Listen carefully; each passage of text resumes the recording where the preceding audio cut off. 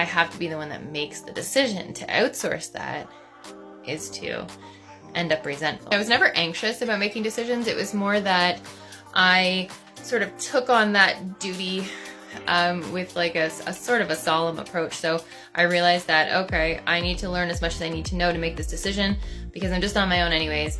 I can ask for advice, but let's be serious. Most people don't know what they're talking about. So I'm better off just figuring things out on my own. And that's a really lonely place to be.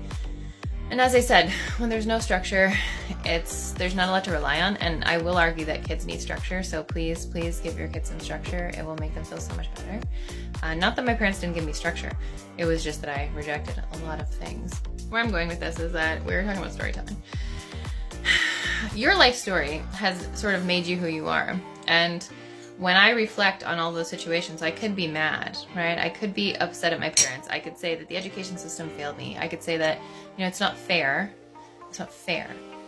For example, that, after working for 8 years to get a job and going out of your way to volunteer in the school board because there's no jobs in the school board, a person who is 300 people behind you in seniority who legally shouldn't even be able to apply for the job gets the job over you because they coach football.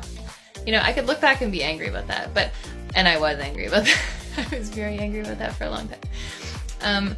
But it's like a lesson that you learn and then you apply that moving forward in life. And this is why one of my arguments on here is that you need to break the rules. So the rules are meant to be broken. The rules are for the people who are going to comply themselves into slavery. That's maybe too strong of a word. But people will happily tell you what to do. It doesn't mean that they're going to do it. I'm sure you've seen that hypocritical kind of thing, right? Do what I say, not what I do. So if you continue to follow what people tell you to do, inevitably it's not going to work. Because in the very least, they're not you, and so they don't know the best choice for you. And this isn't to say that just don't listen to anyone. It's just to say that take information as opinion is the way that I approach it. So if you're an expert on something, I will absolutely weight your opinion heavily.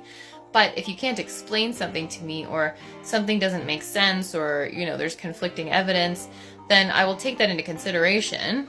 But I know that at the end of the day, I'm the one that's going to have to live with my decisions. So